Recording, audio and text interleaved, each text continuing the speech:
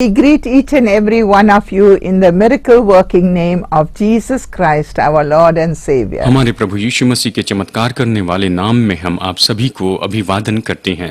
I'm really so happy to see each and every one of you seated around your television. आप सभी को अपने television के सामने बैठे हुए देखकर मुझे बहुत बहुत खुशी हो रही है। Imagine I actually come inside your homes and have fellowship with you, and at the same time you are hearing the word of God. कल्पना करें कि मानो मैं आपके घर में आ गई हूँ, आपके साथ में संगति रख रही हूँ और आप परमेश्वर का वचन सुन रहे हैं। This is an exciting time for us. ये हमारे लिए बहुत ही उत्साहजनक समय है। Because we have started on the book of Acts and we are getting so excited what a small group of people started and how the whole world was turned upside down. क्योंकि हमने प्रेरितों के काम की किताब में से शिक्षा लेना शुरू की है और हमने देखा कि थोड़े से समूह के लोगों ने इसे शुरू किया, छोटे समूह ने शुरू किया और पूरे संसार को उथल-पुथल कर दिया। Therefore, when we look at chapter 3, we see that Peter and John went up together to the temple. That's the first verse that it says. और यहाँ पर हम देखते हैं प्रेरितों के काम अध्याय 3 का पहला वचन कहता है कि पतरस और यूहन्ना वहाँ पर भवन में गए। Why did they go to the temple? वो वहाँ पर उस भवन में क्यों गए थे? It was the 9th hour, which was at 3 p.m.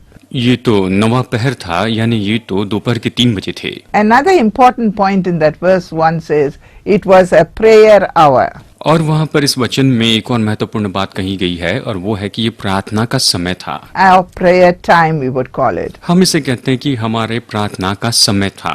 So it was a very important time for Peter and John to come to this temple at that time. और उस समय प्रार्थना के समय में पतरस और यूहन्ना का वहाँ पर भवन में आना बहुत ही महत्वपूर्ण था। And as they were walking up, you would see they saw a beggar seated by the temple gates. और जैसे वो उस भवन में आ रहे थे, उन्होंने वहाँ पर फाटक के पास में एक भिखारी को बैठे हुए देखा। Now we see that Peter and John were coming up and they were walking up and coming up to the gate. और अभी हम देखते हैं कि पतरस और यूहन्ना जो है वो चलकर वहाँ पर फाटक के पास में आते हैं। That gate was called Beautiful. और उस फाटक का नाम था सुंदर फाटक।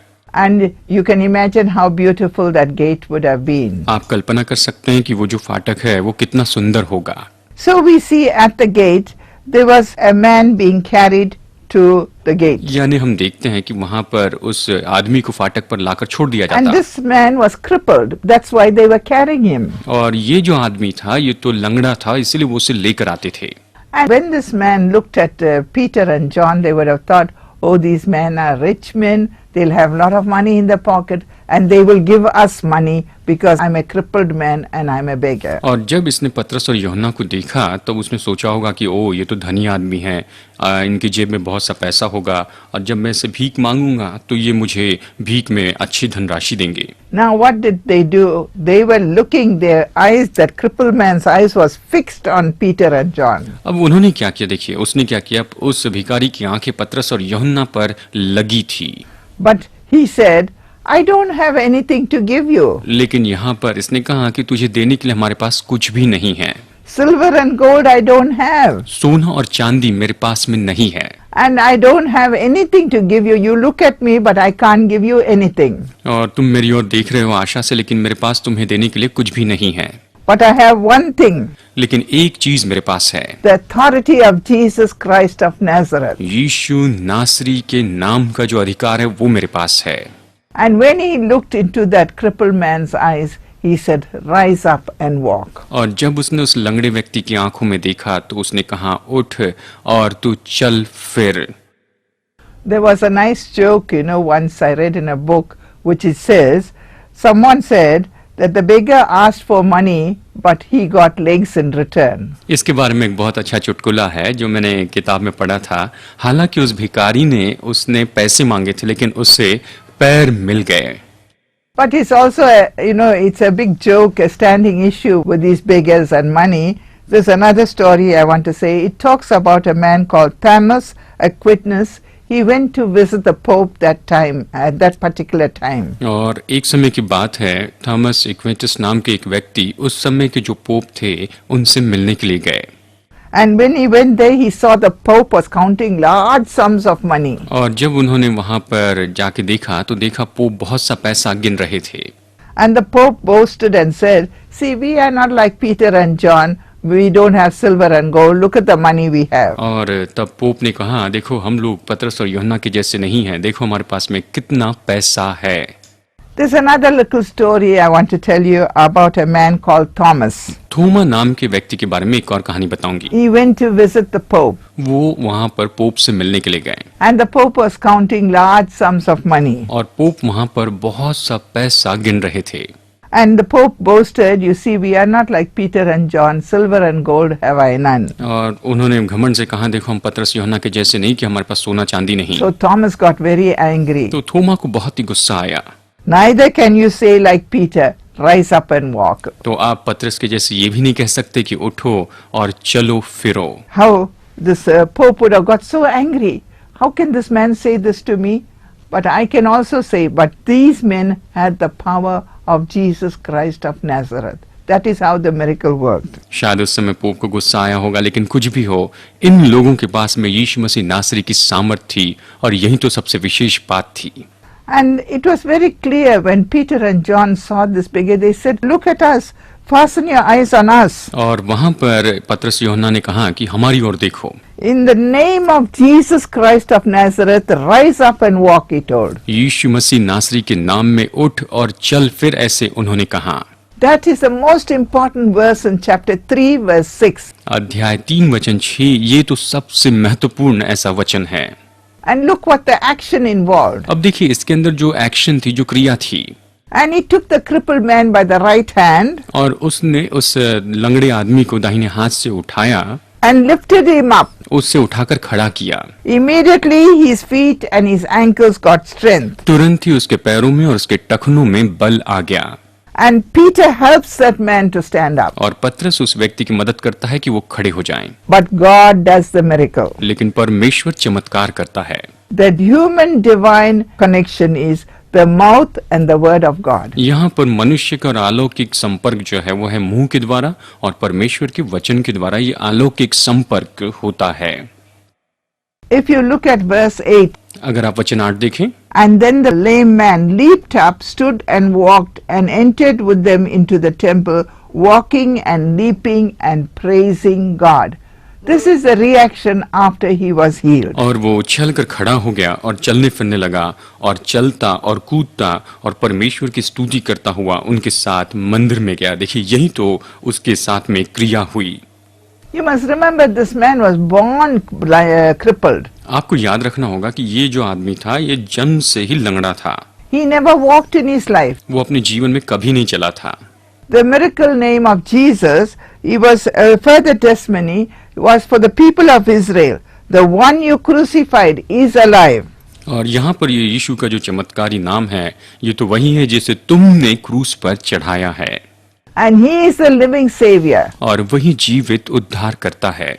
That crucified savior that you crucified is now doing the miracle on this crippled man. वो क्रूस पर जिसे तुमने क्रूस पर चढ़ाया, वो अभी इस लंगड़े व्यक्ति के लिए चमत्कार कर रहा है। And then chapter 3 verse 9 and 10 says, and all the people saw the healing of the crippled man from birth. और वचन 8 और 9 कहता है कि उन सभी लोगों ने इस जन्म से लंगड़े व्यक्ति को चंगाई पाते हुए देखा।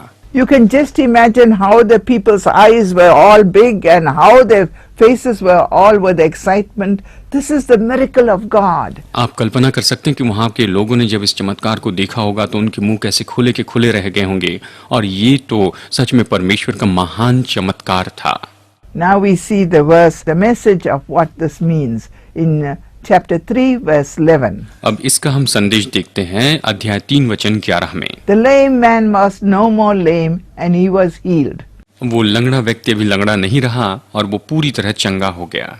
And he held on to Peter and John. और उसने पतरस और यूहन्ना को पकड़े रखा। And he went into a porch called Solomon's porch. और वो उस ओसारे में गया जो सुलेमान का कहलाता है।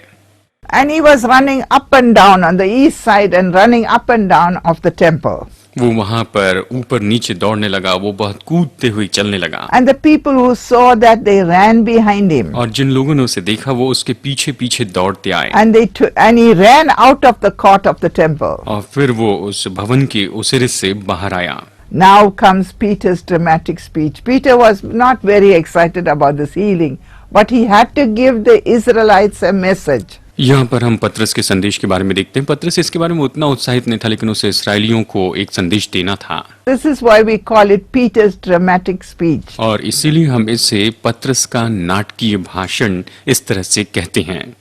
Acts chapter 3 verse 12. प्रेरितों के काम अध्याय 3 वचन 12। Ye men of Israel, hey इज़राइलियों, why ye marvel at this? तुम इस मनुष्य पर क्यों अचंभा करती हो, Why are you looking so earnestly on us? और हमारी ओर क्यों इस प्रकार देख रहे हो? Are you looking that it is our power? No, no, no, not at all. क्या तुम इसलिए देख रहे हो कि ये हमारी सामर्थ्य है? नहीं नहीं, बिल्कुल नहीं। Are you looking at our holiness? Not at all. क्या आप हमारी पवित्रता को देख रहे हैं? ये तो बिल्कुल नहीं। We have not made this man to walk. हमने इस मनुष्य को चलने नहीं लगाया है। The God of Abraham, Isaac and Jacob, the God of our fathers, we have glorified his son, Jesus Christ, whom he delivered up. Ibrahim, इसहाक और याकूब के परमेश्वर, हमारे बाप दादाओं के परमेश्वर ने अपने सेवक यीशु की महिमा की, जिसे तुमने पकड़वा दिया। This was Peter's opportunity to give the message of the gospel. ये पतरस के लिए मौका था कि वो वहां पर उन्हें सुसमाचार का संदेश बताएं। You have delivered up and you have denied him in the presence of Pilate. That is what Peter is telling these people who are listening now. जिसे तुमने पकड़वा दिया, और जब पिलातुस ने उसे छोड़ देने का विचार किया, अब यहाँ पर पतरस उन्हें इसी बात के बारे में कह रहा है। Pilate was determined to let Jesus go, but these people were shouting, "Crucify him!" पिलातुस तो उसे छोड़ देने का विचार कर रहा था, लेकिन इन्हीं लोगों ने चिल्ला चिल्लाकर कहा कि इसे क्रूस पर चढ़ाओ। And they chose the murderer to be freed. और उन्होंने चुनाव किया कि एक हत्यारे को आजाद कर दिया जाए। Chapter 3 verses 15 and 16 says, they killed the Prince of Life. अध्याय 3 वचन 15 और 16 कहता है कि तुमने जीवन के कर्ता को मार डाला, इस तरह वचन कहता है। But look at the hand of God. लेकिन परमेश्वर के हाथ को देखिए। God raised him from the dead, परमेश्वर ने उसे मरे हुए में से जिलाया, whereof we are witnesses. और उसकी इस बात की हम गवाह And हैं। now you and your rulers did it in ignorance. और तुमने जिसे अनजाने में किया है, But God had showed by the mouth of the prophets लेकिन परमेश्वर ने भविष्यवक्ता के मुंह से जो बातें निकली उसे साबित किया है। that Christ would suffer, परमेश्वर ने भविष्यवक्ताओं के द्वारा जो कहा था वो बात पूरी हुई कि मसीहा दुख उठाएगा and he will be raised again. और वो फिर से जीवित किया जाएगा, ऐसे वचन में कहा था। Then these Israelites were so shocked they didn't know what to do now. और तब ये इजरायली लोग इतने चकित हो गए, उन्हें पता नहीं था कि क्या करें। And then they asked, what must we do now? और उन्होंने ये पूछा कि अब हमें क्या करना चाहिए। Then Peter pointed to them directly. और पतरस ने सीधा उनकी ओर मानो उंगली उठाई। Repent and be converted by your sins.